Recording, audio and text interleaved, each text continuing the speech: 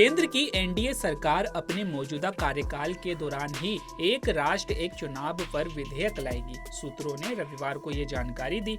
लोकसभा और राज्य विधानसभाओं के लिए एक साथ चुनाव कराने की अवधारणा को एक राष्ट्र एक चुनाव नाम दिया गया है। सूत्रों ने कहा कि एनडीए में शामिल सभी राजनीतिक दलों, विशेष रूप से केंद्र सरकार में शामिल सहयोगियों द्वारा इस बिल का समर्थन करने की उम्मीद है।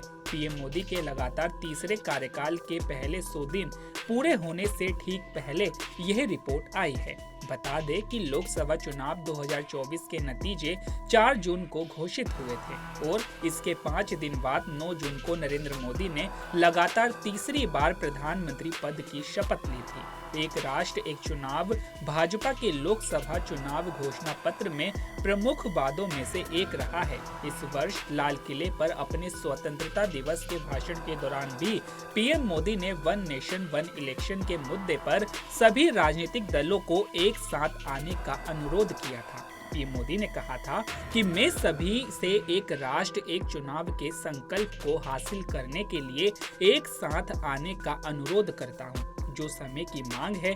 लोकसभा चुनाव से पहले मीडिया से बातचीत में पीएम मोदी ने इस मुद्दे पर कहा था कि सरकारों के पूरे 5 साल के कार्यकाल के दौरान चुनाव ही नहीं होते रहने चाहिए। उन्होंने कहा था, मैं हमेशा कहता हूं कि चुनाव सिर्फ 3 या 4 महीने के लिए होने चाहिए, पूरे 5 साल राजनीति नहीं होनी चाहिए। इससे चुनावों का प्रबंधन करने वाले खर्च में कटौती होगी।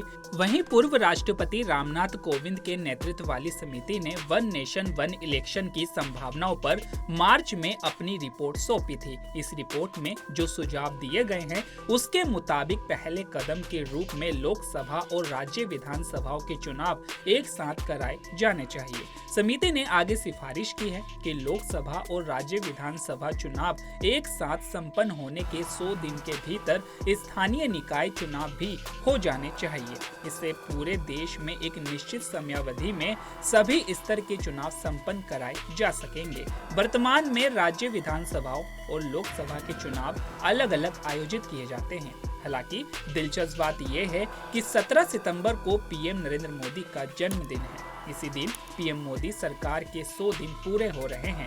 इसके लिए सेवा सप्ताह के तहत कार्यक्रम आयोजित किए जाएंगे और इनमें महिलाओं, युवा, किसानों पर खास तौर से जोर दिया जाएगा। जहां तक महिलाओं की बात है तो ये बताया गया है कि पहले 100 दिनों में लखपति दीदी की संख्या 1 लाख से अधिक कर दी गई है। किसानों के लिए किस्त पीएम मोदी ने जारी की है। तो अभी के लिए केवल इतना ही। ऐसे ही तमाम खबरों के लिए बने रहिए पंजाबकेसरी.com पर। नमस्कार।